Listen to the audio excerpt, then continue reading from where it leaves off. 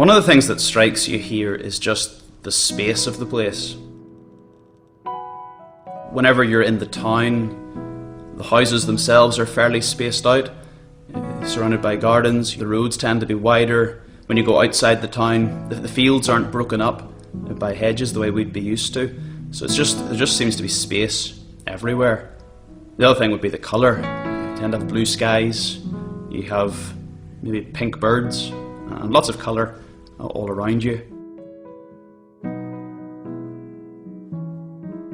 Whenever I was coming to an end of time in Bible college, I suppose you're looking around and wondering, where's the Lord going to have me to be? And I wouldn't say there was any particular church burdened upon my heart. In fact, Australia was totally off my radar altogether. But one day, out of the blue, the Reverend Harris called on the phone. He was asking if I'd be willing to go out for maybe a year, or whatever I would give him, to fill in for a while. Andrew Fitton was coming home, and so he left it with us to pray about. And as we prayed over it, myself and Debbie, the Lord very quickly burdened our hearts for it. Here was a door opening, and the Lord pressed the Great Commission upon us: go ye into all the world and preach the gospel to every creature. And we were more and more convinced this was the way that the Lord would have us to go. So we applied to the mission board and were accepted, and here we are. Whenever we first came to Australia, I'd committed to 3 years, a regular missionary term. We were on a 2-year visa, however, and after about a year, it was time to look at extending that. And the elders used the opportunity to just inquire with me whether I would be willing to accept a call and to stay more permanently. And as we brought it to the Lord, it didn't take a lot of convincing. We came to pretty sure conviction that the Lord would have us remain here. He'd already burdened our hearts for the people and knit our hearts together with the people, and now here was the Lord opening the door for myself to continue as their minister, and I thank the Lord for that. The congregations ultimately met and issued me with a unanimous call, which I was only too glad to accept. Are you firmly resolved through divine grace to adhere to the doctrine contained in the said confessions, and teach and defend it to the utmost of your power against all error? I am. Will you subscribe? It was a wonderful day whenever I was ordained to the work here. We had the folk from Loch came down to Lincoln, and I joined service then with both congregations. In fact, joined services. It was held on the Lord's Day, and we had the day together. The Reverend Hall and the Reverend Gardner were across and conducted the ordination and installation on behalf of Presbytery. And as far as I know, it's the first time that we've had a minister actually ordained in Australia. But a tremendous blessing, and I count it a high honour that the Lord and even the people here would entrust me with the work. We've generally found the people here to be very friendly.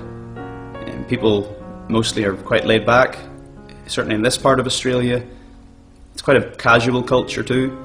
Even when you look at maybe a parade on Anzac Day, the equivalent to Remembrance Sunday, you'll find people parading along, in shorts and t-shirt, or even going to a funeral like that. And it's just the way it is. It's a casual culture and a friendly culture. Well, I'm here with responsibility in both congregations in Port Lincoln and Loch as their minister, and so my duties would really be the same as any of our ministers back in Ulster, looking to bring God's word to the people, whether that's in the preaching of the word from the pulpit or even pastoring the people in private, seeking to evangelize and preach the gospel to the lost. And we'll need the Lord to bless in all of that and to really take the work and use it mightily as we need in any of our congregations in Ulster. Because I'm trying to pastor 2 churches, and both that are quite far apart, an hour and a half of a journey, it is quite challenging, especially on the Lord's Day.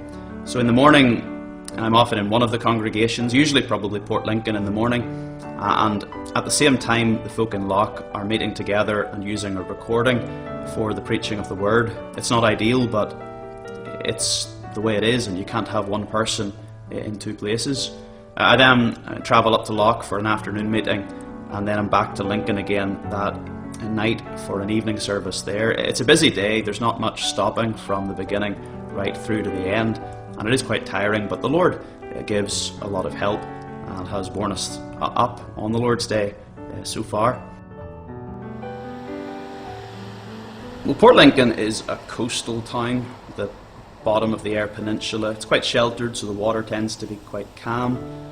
It's got a big fishing industry and also tuna farming. Grain from the peninsula tends to get transported down to Lincoln and brought to the grain terminals, and then from there it's shipped off to different parts of the world. It is a reasonable sized town, about 16,000 or so people, but it's quite isolated from other built up areas, and you've got about 3 hours to drive before you get to a similar sized town.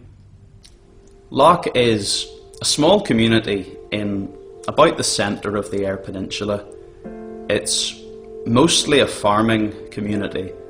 It's all grain farming there, and so the farmers sow their crops and reap their harvests and bring the grain into the grain silos which the town is built around, and from there it's taken on. It's a small place, population of just a few hundred really, and reasonably isolated as well. In Port Lincoln we'd have about 30 to 35, maybe a little more at times, that attend the services. Loch would be a bit smaller. We have about 20, or coming close to 20, that gather there in Loch. And throughout both congregations, we're thankful to the Lord for a nice mixture of ages. We have some older folk, also have families and some young children as well. We praise the Lord for that in the works here. On a Tuesday night we have our prayer meeting in Loch. We hold it in the house of our elder over there. And we have about 10 or so that gather, and they're always encouraging times, and even the young people often take part in prayer, which is just thrilling to hear.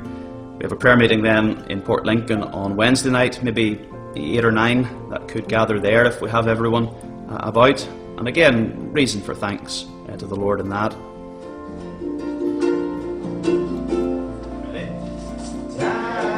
We're thankful to have young people in both congregations, and the Lord has blessed us with that. So we've been able to run children's meetings over these past few years. In Loch we've had a children's meeting on a Tuesday afternoon. That'll soon be changing to more of a youth, young adults type meeting, because they're all getting a bit older.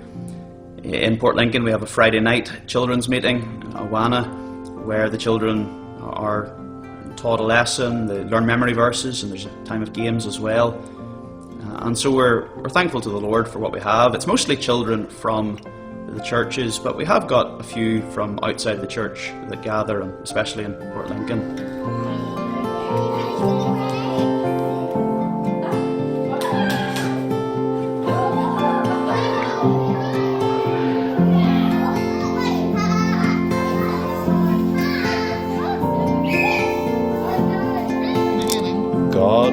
God created the heaven and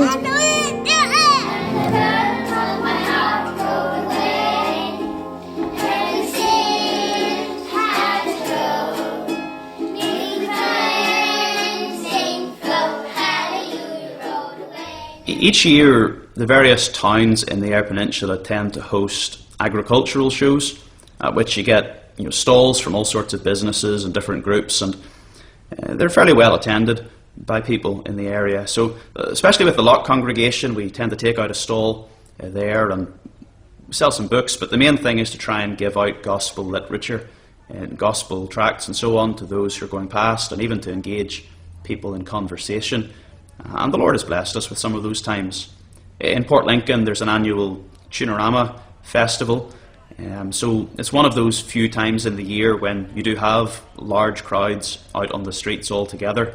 And so we make the most of that and try to get out these past few years to give out gospel literature while you have all the crowds gathered together. We also take the opportunity at times to try and get into some of the care homes in the rural towns around us, and to bring the gospel, bring a short gospel meeting at those services. And it's good for some of the folk that are in there, and also staff as well tend to stay and listen too. In our area, I'm not aware of any churches anywhere nearby that we would be overly happy having close fellowship with. I was invited this past Easter to speak at an Easter camp that was hosted by a group over in the York Peninsula to the east of us. And it was a blessed time. Now, people gathered at that from all over the place and from all sorts of different backgrounds, but it was largely believers, people who loved the Lord and they wanted to serve the Lord. And you found a lot of them to be quite dissatisfied and struggling, because they live in areas where there really isn't a very good option in terms of a church to attend. But they're locked into a position of, do we go there or do we just worship at home? We don't have anywhere else to go. One man I spoke to drove for an hour to get to a church, and he wasn't incredibly happy with the church he was attending, but it was much better than the ones that were nearby. And so there's a lot of frustration among the Lord's people who are scattered about, and you do find them, but often have nowhere really that they can go and call their home and be content and hear the gospel preached in a way that they would like to hear it on a regular basis. It is a big struggle in Australia. Probably the main encouragement in the works here is the spirit of unity that there is, and the family atmosphere in both Port Lincoln and Loch. The people tend to be supportive of one another and care for one another and even share with one another. Even as a small example of that, quite a regular occurrence at the right times of year would be that people bring in a box or a bag of fruit that they've grown in their garden. I mean, nearly everyone here seems to grow fruit of some sort in their garden. And so they bring this box in or this bag, and it's just left there in the front porch, and people are told, take whatever amount that you want, or else people will bring in eggs and things like that. We have a monthly supper after church in Port Lincoln, and people mingle together well, and there's a friendliness right throughout the congregation. You also find too that for a lot of the things like birthdays and events, people from the church get invited, and there's not really anyone left out. It's a family event, it's a church event in some ways as well. We have gone camping with quite a number of people from the church and had some days out, and there is just that lovely spirit among the place.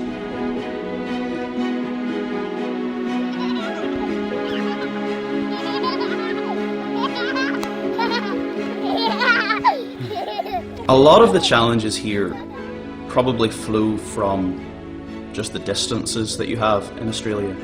You're driving up and down the road from Port Lincoln to Loch pretty regularly. Even with that, you have to be quite careful on the road. They warn me about Australian wildlife, spiders and snakes and all of that, but the one that I've had to be most careful with is kangaroos. You don't see them very often, but they can just jump out on you on the road. I've had to do a couple of emergency stops at times, and I've even managed to break a headlight with a kangaroo on one occasion, but thankfully no major damage.